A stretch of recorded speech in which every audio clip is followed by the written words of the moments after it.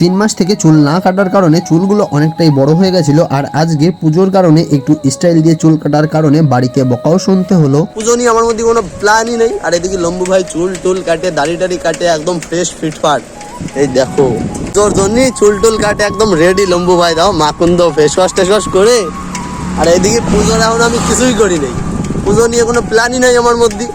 আর এই যে চুল টুল কাটে সকালবেলা সেবই সুন্দর লাগতেছে। তোমাদের সকলকে জানাই শারদীয়ার প্রীতি শুভেচ্ছা ও আন্তরিক অভিনন্দন। আমাদের বাঙালির সব থেকে বড় উৎসব হচ্ছে দুর্গাপুজো। যে দুর্গাপুজোর প্রথম দিন হচ্ছে আজকে মহাষষ্ঠী। অন্য বছরের তুলনায় এই বছর পুজো নিয়ে আমার মনের মধ্যে কোনো রকম উত্তেজনা বা ইমোশন ছিল না। তাই তো নতুন জামা কাপড় কেনা অথবা চুল কাটা এই কোনো বিষয়ে আমি তেমন একটা এক্সাইটেড ছিলাম না। কিন্তু কালকে বিকালবেলা আমি আর লম্বু ভাই যখন ঘুরতে বেরিয়েছিলাম তখন লম্বু ভাই বলল, চুলগুলো কেটে নে, দূরে কোথাও ঠাকুর দেখতে না যাস ঠিক আছে, কিন্তু পাড়ার পুজো মণ্ডপে তো যাবি। এই কথা শোনার পরে আমি চুলগুলো কেটে নিয়েছিলাম। আর এইভাবে চুল কাটার কারণে বাড়িতে আমাকে বকাও শুনতে হয়েছে।